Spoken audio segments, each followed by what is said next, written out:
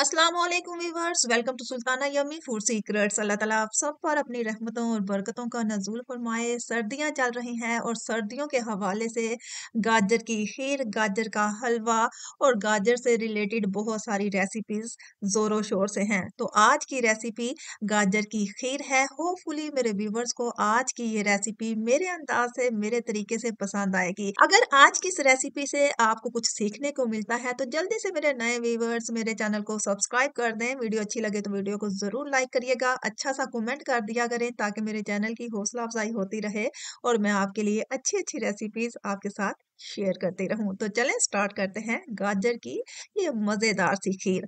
तो गाजर की खीर बनाने के लिए इसका परफेक्ट तरीका जो है ना वो मैं आपको बताऊंगी कि मैंने 1 किलो गाजरें ली हैं। फ्रेश गाजरें थी जिनको मैंने पील कर लिया था।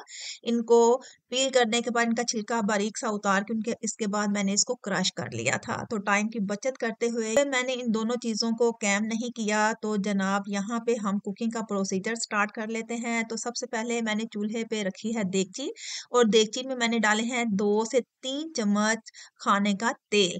तो इसके साथ ही इसके अंदर मैंने 3 अदद जो हैं वो इलायचियां शामिल की हैं। इलायची शामिल करने के बाद क्रश की हुई गाजरें जो है ना वो आपने इसमें शामिल कर लेनी है और इनको खूब अच्छे तरीके से सोते कर लेना है। इसको तब तक आपने कुक करना है जब तक गाजर का पानी जो है ना वो खुश्क ना हो जाए। गाजर इसकी अलामत ये होती है कि ये तकरीबन तकरीबन 4 से 5 मिनट ले लेता है इसका पानी खुश्क होने में। तो इसको अच्छे तरीके से आपने खुश्क कर लेना है। क्रश की हुई गाजरें जब हल्की हल्की नीचे लगने लगे ना तो समझें कि इसका पानी खुश्क हो गया है और ये बहुत अच्छे तरीके से सोते हो गई हैं। तो ये देखें परफेक्टली ये सोते हो गई हैं। अब यहाँ पे मैं शामिल करने जा रही हूँ 1 कप जो है वो मैंने चावल भिगो के रखे हुए थे उनको। और चावल भी जो है ना वो मैंने लिया था टोटा जिसको मैंने तकरीबन घंटा डेढ़ हुआ भिगो के रखा हुआ था। ये साबुत चावल नहीं लिए, टूटे हुए चावल लिए हैं जिसको आम जुबान में टोटा भी बोलते हैं। तो इसको मैंने 1.5 घंटा पहले भिगो के रखा हुआ था और ये 1 कप लिया था मैंने। 1 किलो गाजरों में सिर्फ 1 कप मैंने चावलों का लिया है, वो भी टोटा। और इसको मैंने 1 डेढ़ घंटा भिगो के रखा हुआ था, ये शामिल किया। इसको खूब अच्छे तरीके से मिक्स करना है और मिक्स करने के बाद यहाँ पे मैंने शामिल कर दिया है 3 लीटर प्लस दूध। ठीक है। और दूध को मैंने ऑलरेडी बॉईल किया हुआ था, कच्चा दूध नहीं मैंने डाला। और ये फुल क्रीमी है, इससे क्रीम नहीं उतारी गई और डिब्बे का दूध नहीं है, खालिस जो है ना यहाँ पे मैं खालिस दूध यूज कर रही हूँ। इसको मैंने यहाँ पे ऑलरेडी बॉईल कर लिया था, ये शामिल किया। तो इन तमाम चीजों को खूब अच्छे तरीके से मिक्स कर लेंगे और मिक्स करने के बाद हम इसके ऊपर दे देंगे ढक्कन। बॉयल आने का इंतजार करेंगे।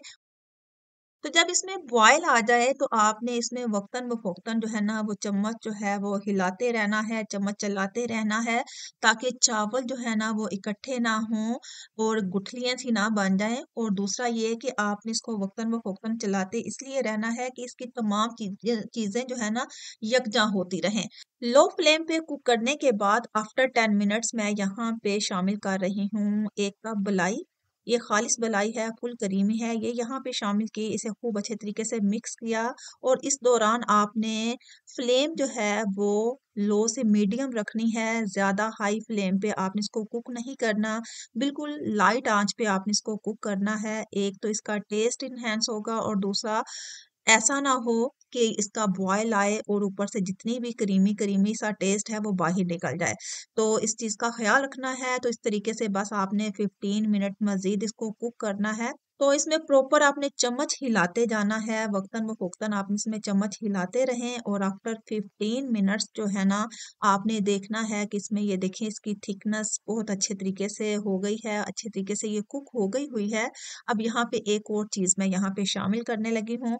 आप इसे स्किप भी कर सकते हैं, शामिल कर लें तो ज्यादा टेस्ट होगा, नहीं शामिल करेंगे तो नो प्रॉब्लम, इसके बगैर भी आपकी खीर बहुत मजे की बनेगी। तो यहाँ पे मैं शामिल करने जा रही हूँ लजीजा खीर का 1 पैकेट। तो क्योंकि मैं जरा गाजर की खीर को स्पेशल बनाना चाह रही हूँ तो मैंने यहाँ पे लजीजा खीर का 1 पैकेट यहाँ पे शामिल कर दिया है। एक तो इसमें खुशबू बहुत अच्छी आएगी, टेस्ट इनहेंस होगा और दूसरा इसमें हल्की हल्की थिकनेस, क्रीमी क्रीमी मजीद थिकनेस आएगी। ऑलरेडी इसमें शुगर भी मौजूद है, तो आपने जब शुगर ऐड करनी है तो इसका टेस्ट करते हुए शुगर को ऐड करना है। तो लजीजा खीर का पैकेट हमने यहाँ पे शामिल कर दिया है। खूब अच्छे तरीके से इसको मिक्स कर लेना है और बिल्कुल लो फ्लेम पे हमने मजीद 10 मिनट्स इसे कुक करना है, ताकि इसके अंदर लाइट लाइट सी जो सुइयां है ना वो भी अच्छे तरीके से कुक हो जाए और अच्छे तरीके से इसमें थिकनेस आ सके। जब इसमें अच्छी सी थिकनेस आ जाए, अच्छी सी ये कुक हो जाए, तो बिल्कुल एंड में आपने यहाँ पे हस्बे ज़रूरत शुगर ऐड कर देनी है। और यहाँ पे मैं 1 कप चीनी शामिल कर रही हूँ। आप अपने टेस्ट के हिसाब से चीनी का इस्तेमाल कम या ज़्यादा कर सकते हैं। तो चीनी भी क्योंकि अपना पानी छोड़ेगी, इसलिए खीर को पहले अच्छे तरीके से कुक कर लेना है।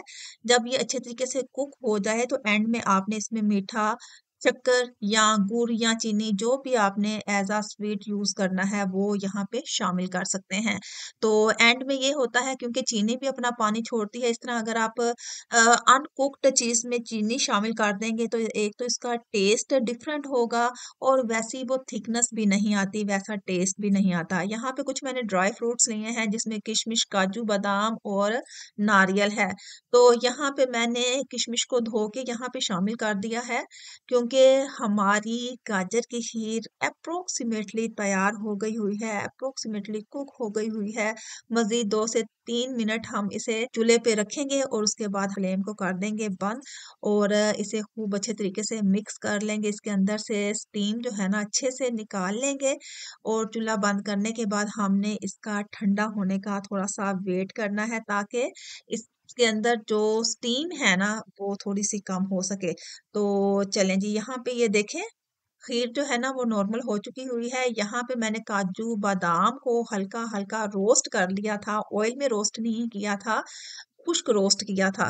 तो इसके बाद जनाब हमने इन ड्राई फ्रूट्स को एंड में इस्तेमाल करेंगे। तो अच्छा से एक बोल लिया, उसमें हमने खीर को शामिल किया, ऊपर ड्राई फ्रूट स्प्रेड किए, नारियल स्प्रेड किया, तो हमारी मज़ेदार गाजर की खीर हो गई है तैयार। होपफुली मेरे व्यूवर्स को आज की ये रेसिपी बहुत पसंद आएगी। तो मेरे अंदाज से, मेरे तरीके से गाजर की खीर बनाएं और मुझे कमेंट बॉक्स में बताइएगा कि आपको आज की ये रेसिपी कैसे लगी। तो होपफुली मेरे व्यूवर्स को आज की इस रेसिपी में कुछ ना कुछ सीखने को जरूर मिला होगा। Thanks for watching. अपना और अपने प्यारों का ढेर सारा ख्याल रखिएगा। मिलते हैं एक अच्छी सी यूनिक सी सिंपल सी रेसिपी के साथ। तब तक के लिए अल्लाह हाफिज।